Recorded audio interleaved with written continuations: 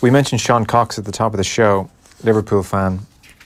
John Greene of the Sunday Independent spoke with Martina Cox, Sean's wife, at the weekend. First time I think the Cox family have ever sat down and done anything in-depth, and it's a very in-depth piece and it's well worth a read. It's on the Irish Independent website.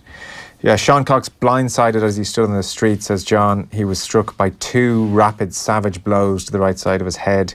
He never stood a chance. He was hit with such brutal force that it's very likely he was already unconscious as he started falling, landing hard, hitting his head on the road.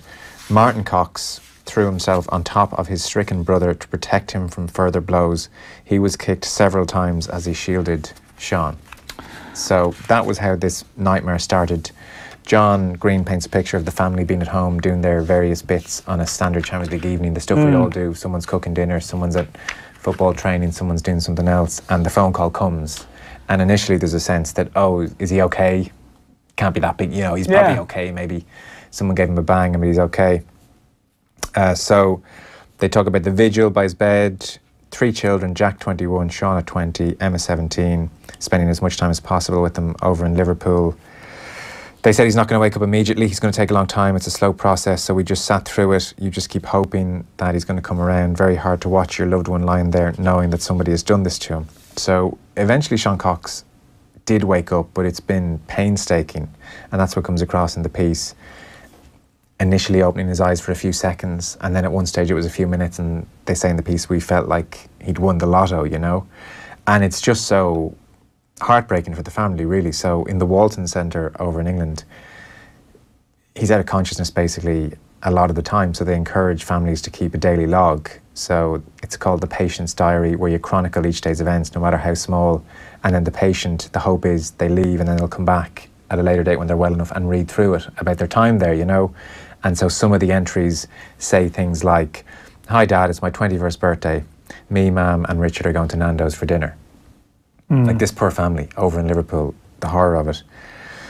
Where he is now, he went to Beaumont, and the flickers became a little more prolonged, says John Greene. There was a new sense of hope, and over the summer he had pneumonia, and then that was thankfully consigned to the past. More progress made. Started to move his right hand and arm, then his right leg. So what Martina says at one point is he can lift his right arm. It's weak, but he can lift it. He can hold the ball. If we give him the phone, and if he's looking at photos, he knows to flick through them. Ironically, he's left-handed. His strength was in his left arm, but his right arm has become the main thing. Obviously, he does everything with the right arm. His right leg is now active. He can move it up and down. The left leg is the main problem because he was struck on the right side of his brain. Still not sitting up, can move himself a little bit. They say to him, "Sean, try and move yourself," and he'll try and push. And he's always pushing more with the right side because the left side is the weak side.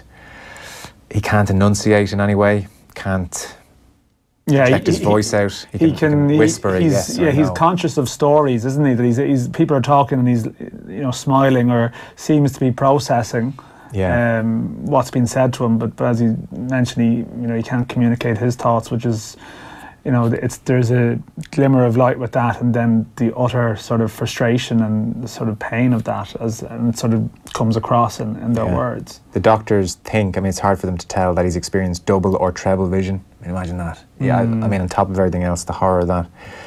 He's better now at expressing himself, said Martina, his wife. He's definitely more alert now than he has been. He has a few words, but it's very limited, very low, almost like a whisper. He would say yes and no.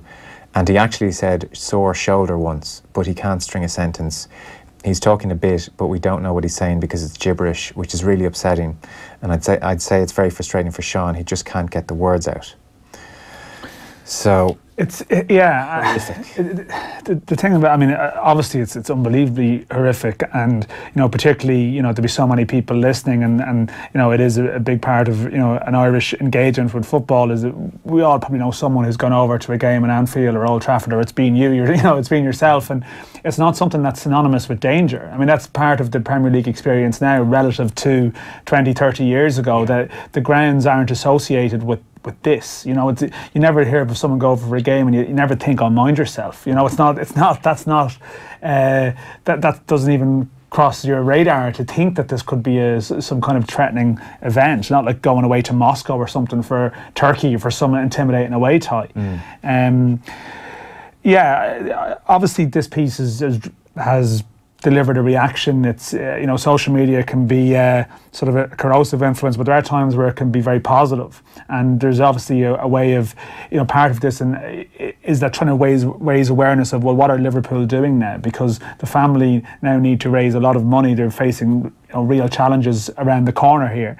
And I suppose, John didn't go mad on it, but also mentioning in the piece that Liverpool were very helpful in the early days in terms of helping out with flights and so on.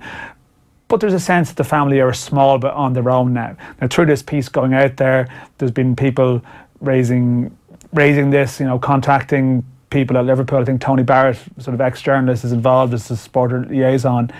And I would suspect now that this will lead to Liverpool getting involved. It's just my feeling that Liverpool have a huge presence on social media. They're one of the biggest clubs for that.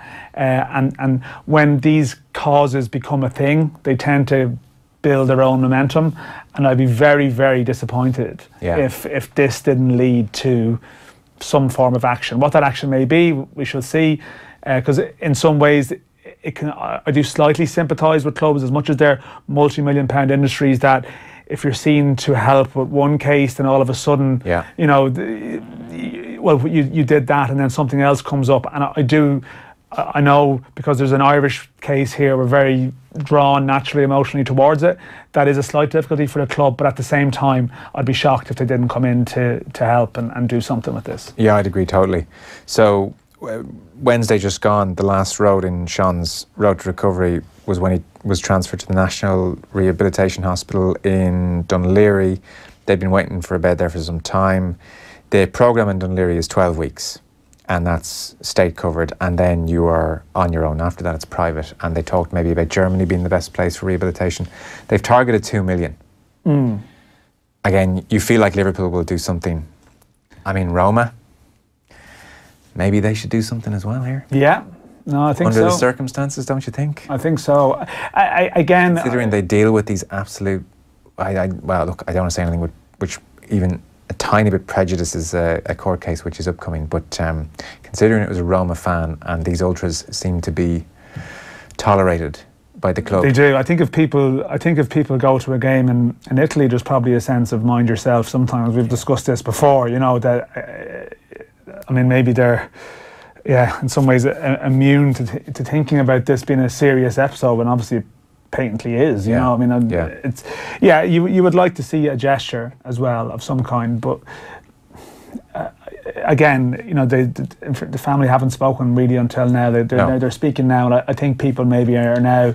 I think people might even, to be fair, heard reports of sort of improvement for Sean Cox and probably didn't grasp. I remember there was a story a while back about him coming out of sort of regaining consciousness, and I think that maybe led people who just drifted away from the story to think that everything was going to be okay. Yeah. And I think that this piece is timely in terms of reminding people that is not the case. Yeah. And I would sort of expect a response to that. Yeah, I'm sure it's no coincidence that Martina's chosen to do the piece now, and she even says herself, the focus has now changed.